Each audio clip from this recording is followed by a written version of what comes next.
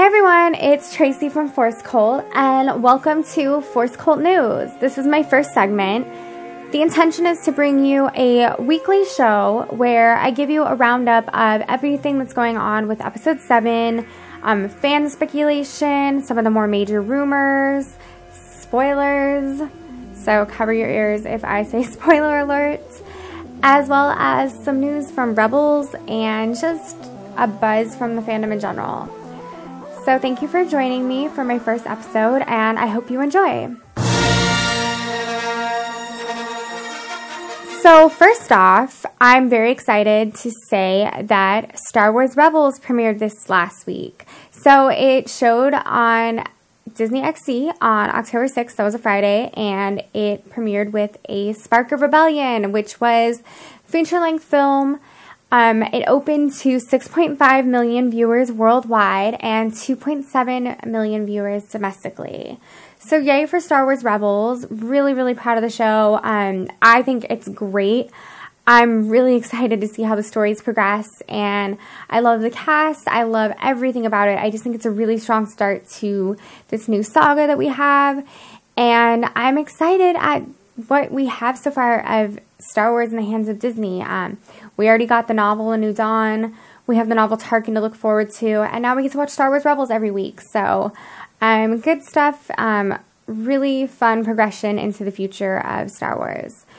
So we had that. As far as Episode 7 news goes this week, I don't necessarily have any hard and fast news. However, some of the major Episode 7 developments came in the form of fan speculation and rumors based off of concept art.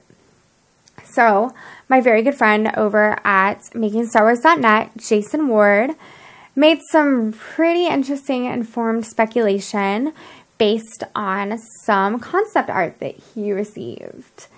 So, essentially, I'm calling it Spoilergate because it was probably the biggest Episode 7 spoiler we've yet to receive and may receive at this juncture in our Episode 7 watch. So the rundown is that we have a couple images. One in particular really threw the fandom into a frenzy. It is an image that may belie the fact that Luke Skywalker could have possibly turned to the dark side. It's a shrouded figure with sort of a deformed face and bionic hand holding what appears to be Darth Vader's tattered helmet. And he's holding it in a very loving, sort of adoring manner. And there are a couple reasons why people have speculated that this could be Luke Skywalker himself. Jason comes from a pretty informed standpoint and thinks that this, at least in its early stages as concept art, was meant to be Luke Skywalker.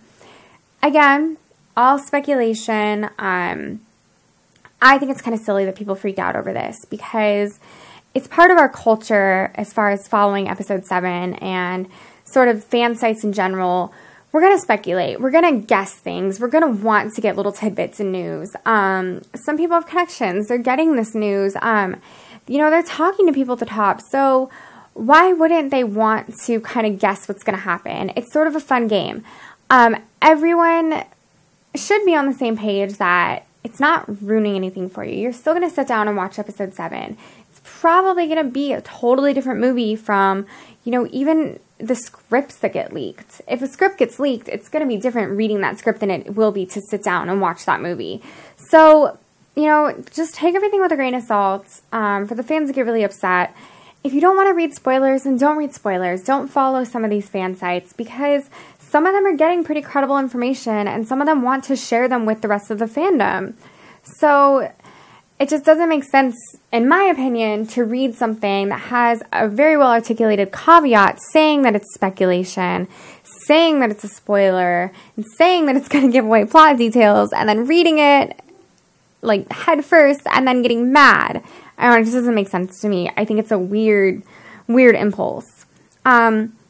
Especially when it turns into people getting mad and saying J.J. Abrams is ruining Star Wars because of an article you read, on a fan site. I don't get it. It seems like a very knee-jerk reaction, but what are you going to do? So that kind of shook the fandom this past week.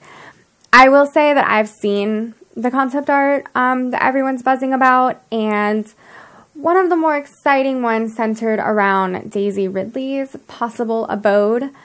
That looks like it's on a desert planet. Who knows?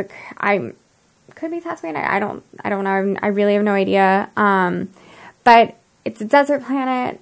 Probably, I guess I'm speculating, in the Outer Rim, and her home, what could be, or is what's rumored to be her place of living, is a AT-AT that looks like it's fallen, and then she lives either under the AT-AT or inside the AT-AT.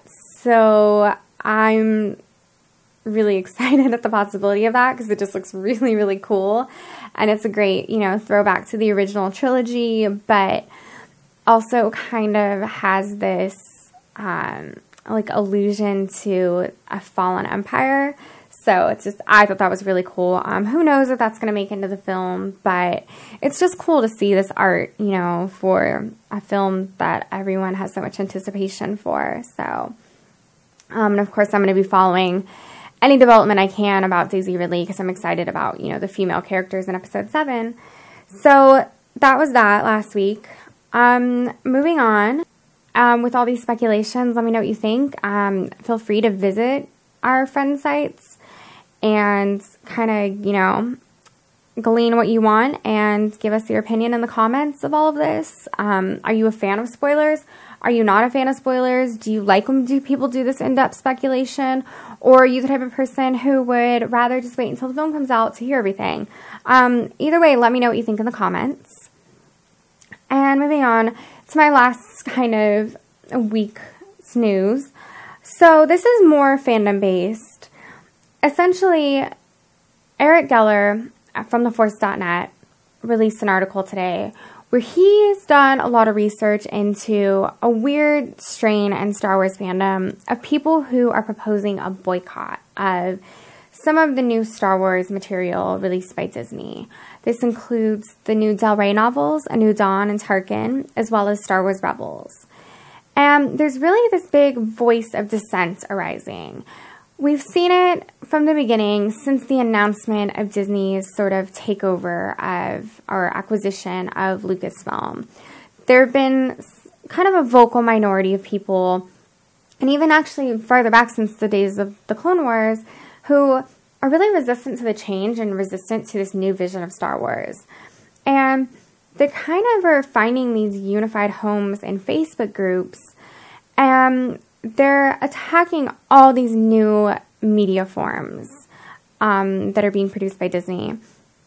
And Geller really does a good job of outlining this progression and some of the thought processes that are coming from these people. And at the end of the day, they're very negative, they're very dissenting, they're not constructive, and it's kind of a sad moment for fans because they're really trying to take away the enjoyment for other people and trying to say that real fans don't enjoy the new products from Star Wars, which is unfortunate because the expanded universe holds a very dear place in my heart. I love some of the novels. I mean, as a kid, when, there weren't new Star Wars films coming out in between the original trilogy and the prequels, I read the expanded universe novels. That's kind of what kept me going, and I feel like a lot of fans feel that way.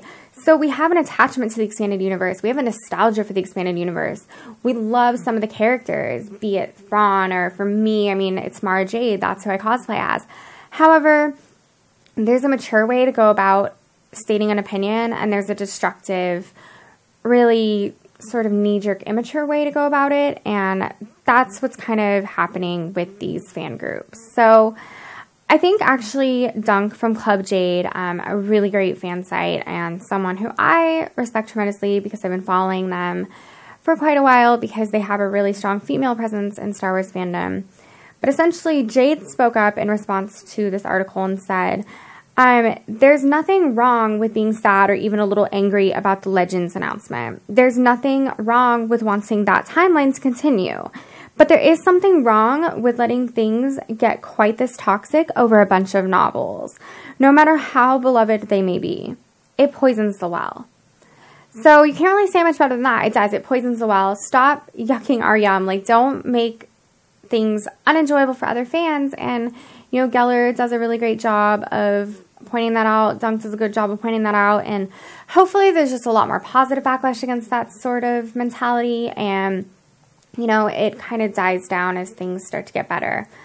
If things sucked, I would have an opinion. I get it. If episode 7 comes out and it's the worst thing I've ever seen, yeah, I'll probably, you know, be a little bit irritated. But in my opinion, the franchise is being handled very responsibly. I trust J.J. Abrams. I trust Kathleen Kennedy. I trust Dave Filoni. I think that there's a lot of heart and intelligence put into these projects. So the least we could do is give the thing that we supposedly really like a chance. So that's my opinion. That's my kind of roundup of what's been going on in Star Wars this week. And I hope you enjoyed my first segment of Force Cult News. I hope you subscribe and let me know what you think via feedback. And again, thanks.